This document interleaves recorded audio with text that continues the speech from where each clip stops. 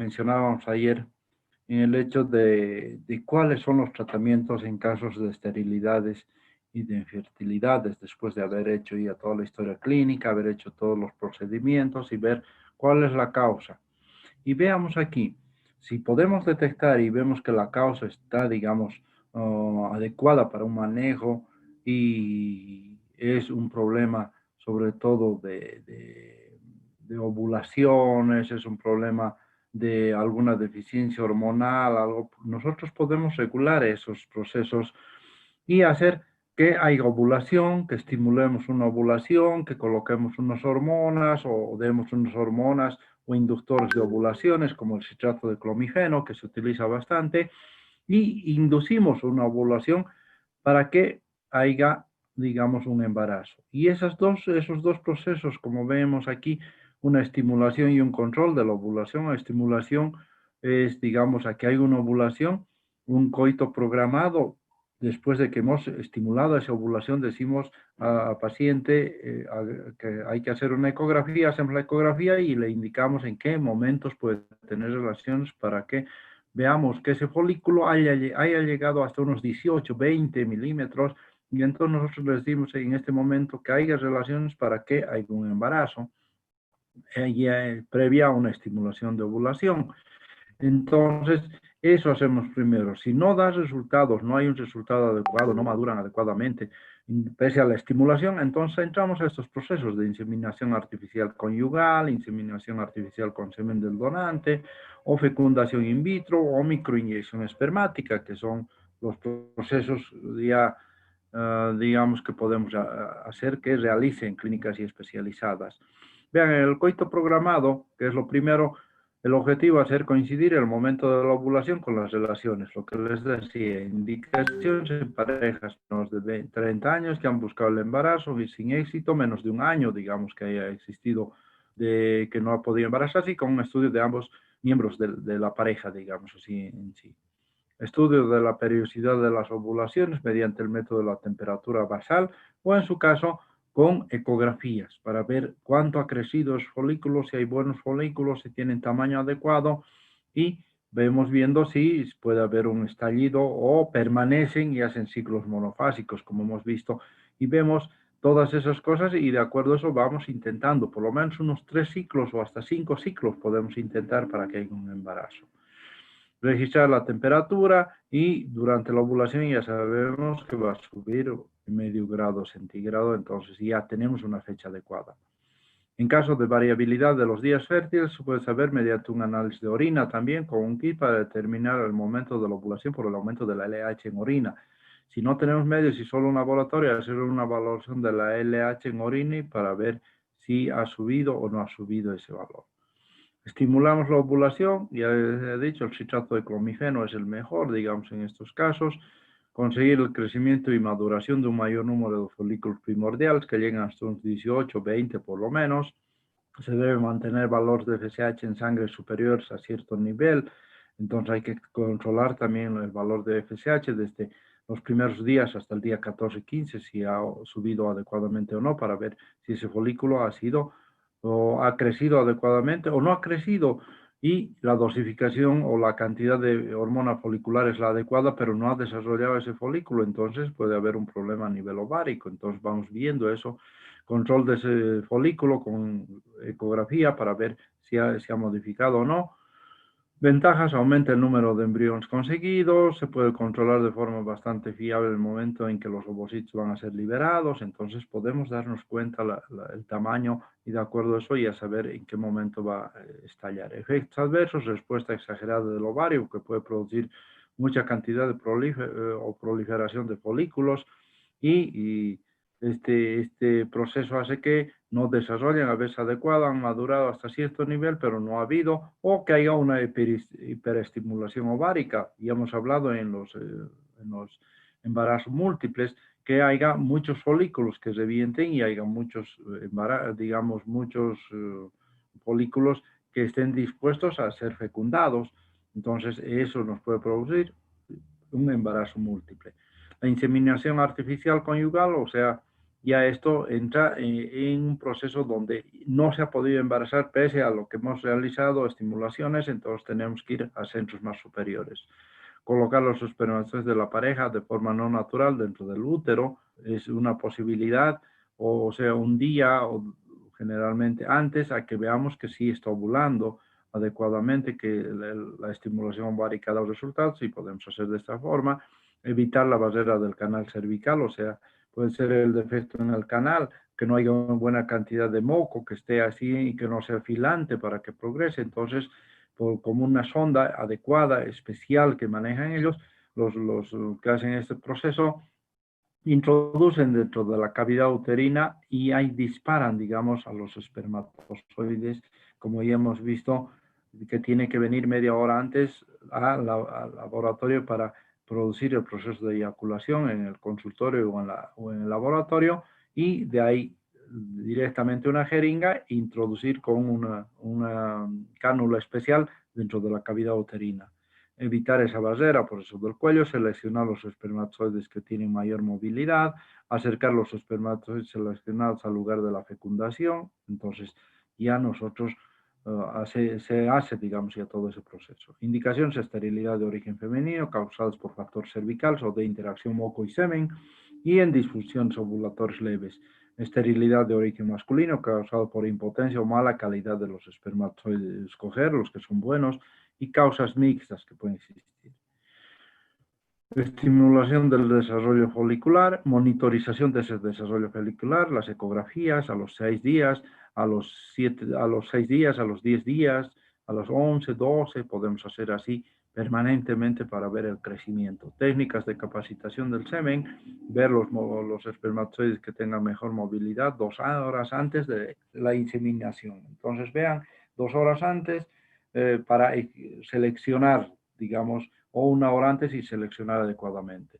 Inseminación 36 horas después de la administración de hormona gonadotrófica coriónica que induce la ovulación, o citrato de clomifeno, o si no, hormona gonadotrófica coriónica. Podemos colocarle una ampolla y eso hace que aumente, digamos, más rápido el proceso de ovulación, y ya sabemos que en 2 o 3 días va a ovular esta paciente. Y entonces colocamos generalmente el primer día y la citamos a las 36 horas o un día y medio para hacer la inseminación.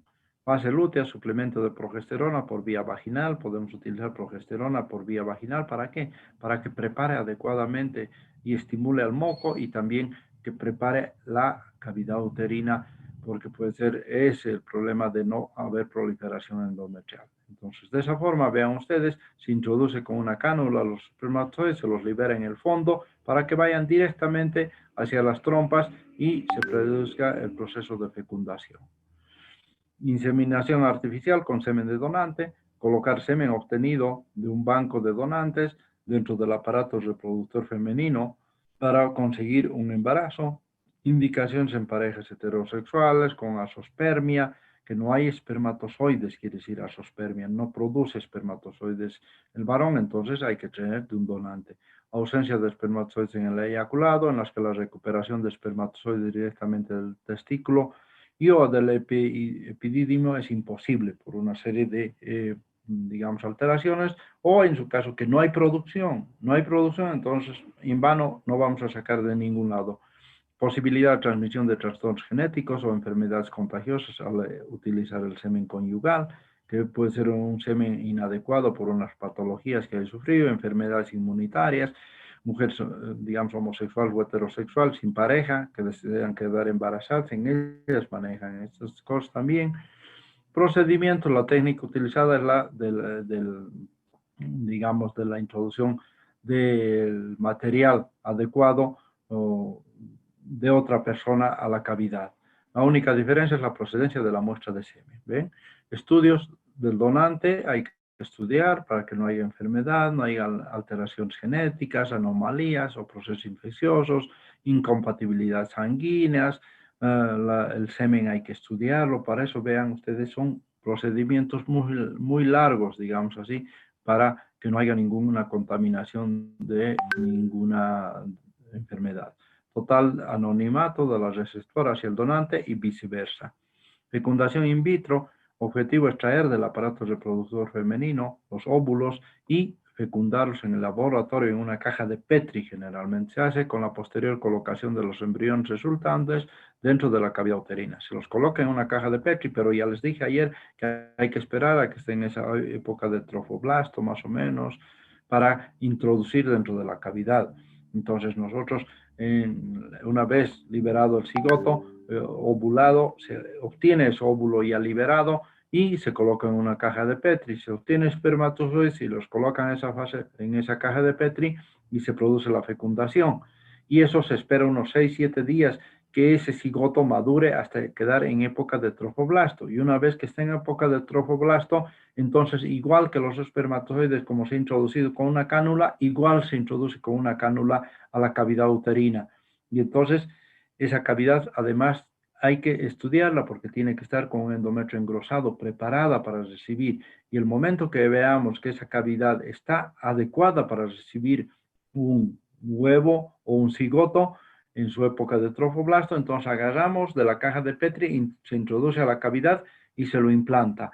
Y introducimos a veces, o se introduce 4, 5, 7, muchas veces, para ver si uno siempre agarra, y a veces por eso se producen 5 embarazos de 5 cigotos, o de 3 cigotos, o de 4 cigotos, múltiple propiamente dicho, porque se ha hecho la prueba de ver si alguno respondía, y a veces responden los 5 o 6, y llega a tener en ese contexto todos esos bebés. A partir de los 42 años, los resultados son muy malos debido a la mala calidad ovárica, sobre todo, que no va a formar un cuerpo lúteo y no va a desarrollar.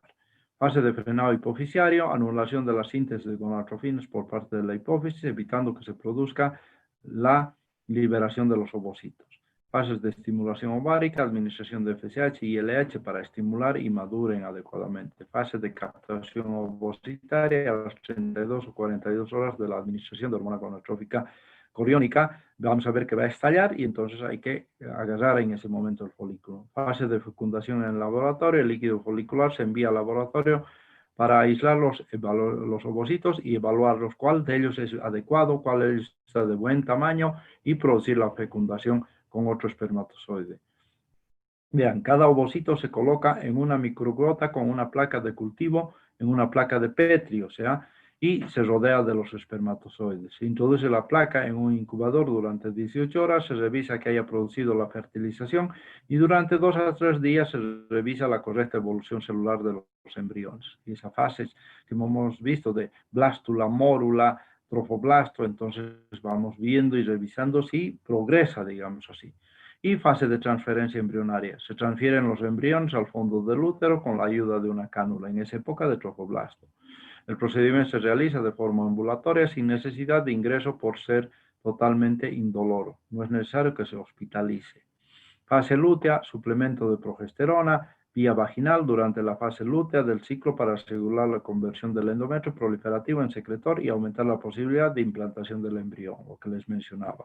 Y después ya la prueba de embarazo para ver si ha desarrollado y ha habido mayor producción de hormona gonadotrófica coriónica.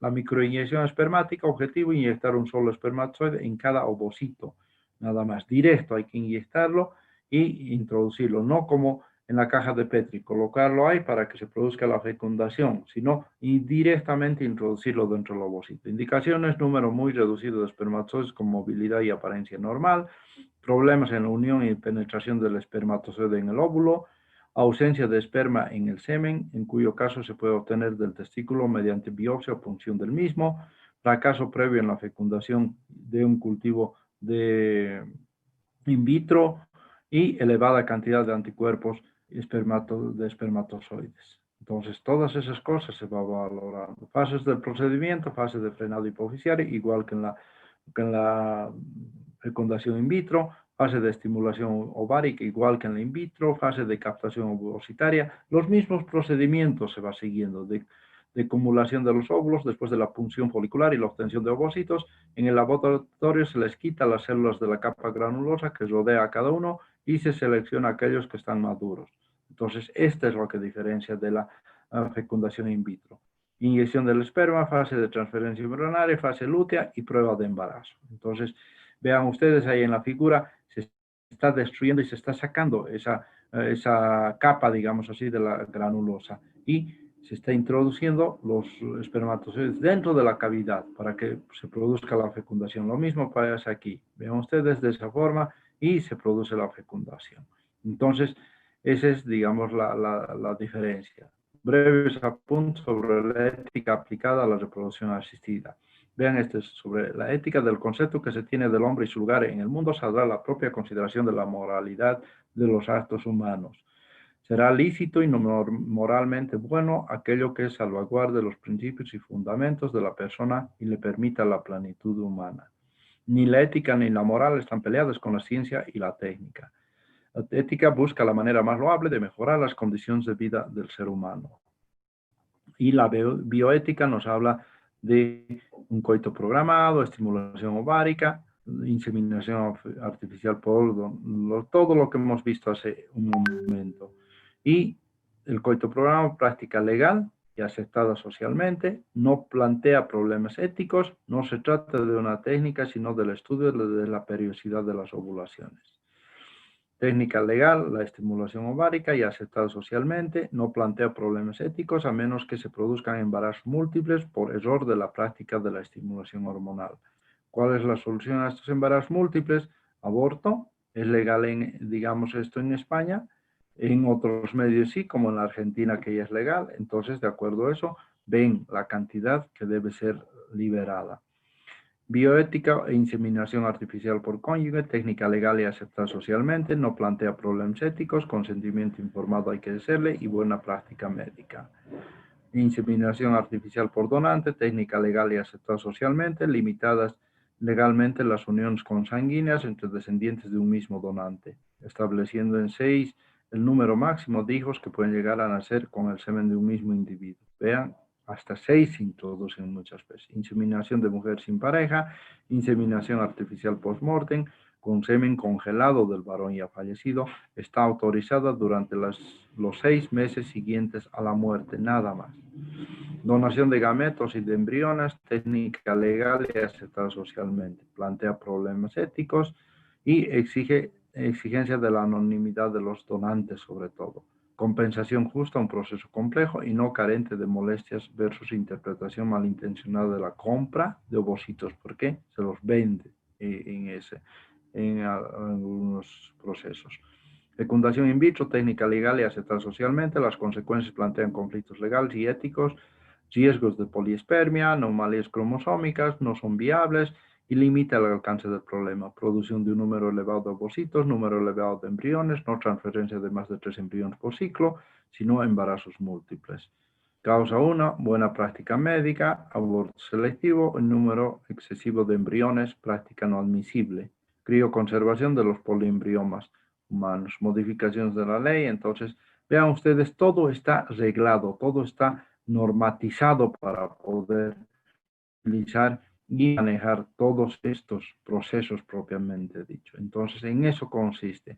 Y la inyección intracitoplasmática de espermatozoides, técnica legal y aceptada socialmente, no plantea problemas éticos, mayor incidencia de anomalías cromosómicas, 10 veces superior a las que se producen en la población general y afectando sobre todo a los cromosomas sexuales. Y se produce abortos, o se hace abortos terapéuticos porque pueden tener malformaciones. La selección del sexo también, técnica ilegal, esto no podemos seleccionar en sí. Es éticamente discutible, pues se trata de la destrucción de embriones sanos muchas veces, porque puede ser que haya engendrado, ella quería mujer y ya salió y era masculino y tiene que hacerse un aborto porque ella no quiere o ellos no quieren, entonces no es legal esas cosas. Y todas esas cosas hay que valorarlas. Entonces, en eso consiste todo esto. Hemos abarcado digamos, ¿cómo les diría? Un gran material en ginecología obstetricia y por ende culminamos con esto. Espero que les haya servido mucho y ahí se termina la cátedra de ginecología y obstetricia. Cualquier cosa, cualquier observación que exista en cuanto a la materia, o cualquier cosa que ustedes decidan aprender o les haya gustado o necesitan saber, pueden mandarme a mi WhatsApp, llamarme para hacer la consulta respectiva o en su caso si se puede algún momento, encaja acordes, podemos hacer, pueden subir a que en consultorio tengamos algún manejo de pacientes y puedan un poquito mejorar, digamos, en cuanto y ver lo que nosotros hacemos y realizamos en el contexto en general en este tema de la ginecología obstetricia. Hay cosas que a veces no se las puede ver, que son muy raras. Por ejemplo, la anterior semana hice una histerectomía por miomas uterinos, sacamos una matriz y hicimos al otro día unos tumores de mama, un fibroquistoma gigante de mama, pero era un fibroquistoma, más bien, gracias a Dios, no la querían operar en otros lugares. Yo me hice un estudio y me fue muy bien, digamos, en la valoración clínica que le hice, y mandé anatomía patológica, me trajeron el resultado y me dio un fibroquistoma, gracias a Dios y a la Virgen por esos resultados. Entonces, muchas veces depende mucho de la clínica nada más para tener un diagnóstico adecuado y saber decidir y hacer lo correcto, digamos, en un proceso. Entonces, hay muchas cosas que a veces podemos ver y aprender y ver. Son muy interesantes, pero hay que saber, hay que conocer para poder realizar las cosas. Entonces, en eso quedamos y ya nos estaremos viendo el próximo año. Que tengan una feliz Navidad, un próspero año nuevo y cuídense mucho. Gracias.